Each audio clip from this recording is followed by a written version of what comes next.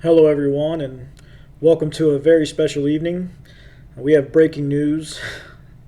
My name is Jason Gabriel, and you are at the edge of a wake. Public service announcement: individuals posting profanity or degrading language on the comment thread will have those comments removed. Thank you in advance for being with me tonight. Facebook today systematically restricted tens of thousands of conservative individuals whose histories reported visiting and commenting on conservative group sites, and of course those who shared those groups' posts with others. These right leaning accounts were cut from their ability to participate in Facebook groups from today until 3 days after the inauguration. This at a time when Representative Ocasio-Cortez has called Trump voters white supremacists and compared Southern conservatives to slaves who need to be freed. Instead of freeing anyone, they're silencing everyone.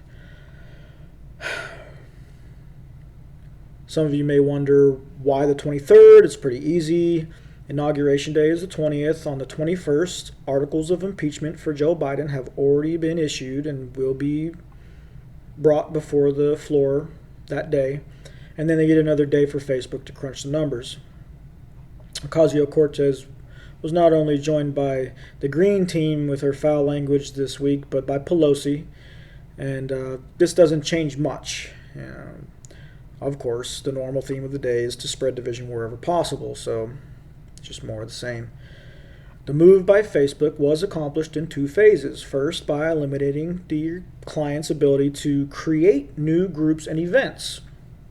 And then later, this evening, those accounts were fully restricted from group engagement, so no commenting, no posting on group threads. Additionally, spamming criteria has been changed since the ban of Trump to ensure that conservative links from outside sources are harder to share, if not impossible. You can read, you can like, and you can share, but you can no longer contribute your thoughts to the conversation. And that is Facebook's idea of community.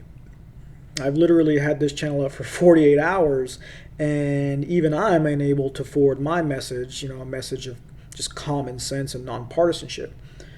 And I can't post on these group threads. This coming directly after Twitter CEO apparently publicly rethought his position yesterday. As Wall Street Journal reported, Jack Dorsey stated that though he believes that his actions and the actions of Twitter in banning Trump and others from the platform was correct, in order to check Trump's power and hold him accountable, which I thought was the legislature's job, but okay, private citizen. Dorsey then said that this concept was challenged when internet hosting platforms got involved and eliminated businesses they thought were dangerous. So he can censor, but others can't. What he's recognizing is it's a slippery slope, and he was the first person to push a kid down the slide. Dorsey then stated that over the long term, it will be destructive to the noble purpose and ideals of the open internet, and that Twitter can't erode a free and open global internet. Well, what are we supposed to believe? Does Mr. Dorsey truly believe this? We have a leaked video conference call the New York Post has. You can see it on their site, and it shows Dorsey telling employees that this will continue beyond inauguration and well into the future. This is not going away. So again, what are we supposed to believe?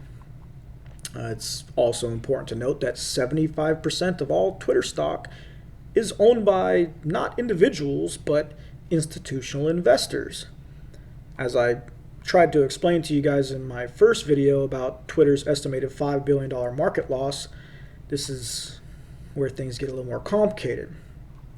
I'll read a little bit from Investopedia.com, where I got the 75% figure from. They also state that by the end of 2019, so a year and a month ago, Twitter already had 152 million daily active users. So not accounts, okay? Daily active users. So it must have more accounts than that, right? And that was a year and a month ago. I mean, we can imagine it's possibly tens of millions more than that now. Let me get back on track. According to ycharts.com, Twitter last year in October had 800 million shares issued. Now, Facebook had almost 3 billion shares issued. Now, this is important. Facebook having almost 4 times as many shares issued as Twitter gives Twitter every reason to believe that they will grow in accounts, possibly into the billions. And even though their stock has closed below the prices they had before the ban on Trump, they're losing nothing. I mean, think about it. They didn't lose Twitter's 88 million followers. They didn't lose 11% of their platform. They lost Trump. Then they purged less than 100,000 accounts. First it was like 47,000. Then it was 70,000, and we don't know where it's at now, but it's probably less than 100,000 at this point. But if Twitter manages at a minimum 152 million daily active users, then the loss is 1/10 of 1% of their clientele. And they claim that that somehow equals a 12% real market loss. I just want you to think about this because this is some COVID type numbers, right? In the end, Facebook has efficiently silenced any social media resistance to the incoming administration. Jack Dorsey thinks it's okay for him to cancel people, but not for other people to cancel. And the worst part about it is I can no longer say the phrase great and terrible things. I've said it twice already because I sat through like 27 minutes of various Ben Shapiro videos. And for the life of me, I don't understand why J.K. Rowling hasn't had this guy fined yet. I mean, I will never get those 27 minutes back. And you know he's Slytherin. So go on, Ben. Say Voldemort one more time. I dare you. What does this look like for us? It looks like a big bag of doo-doo.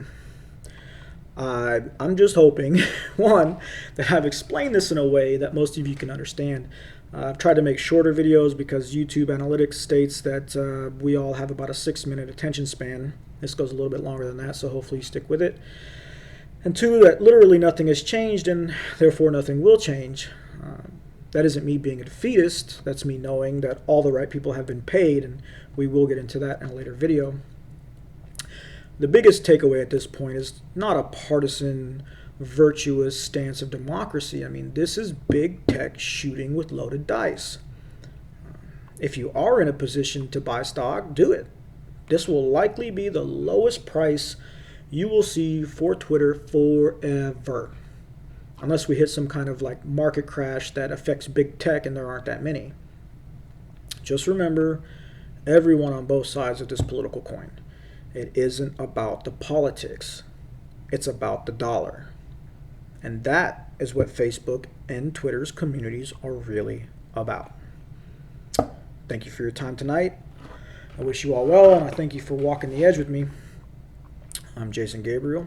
Good night.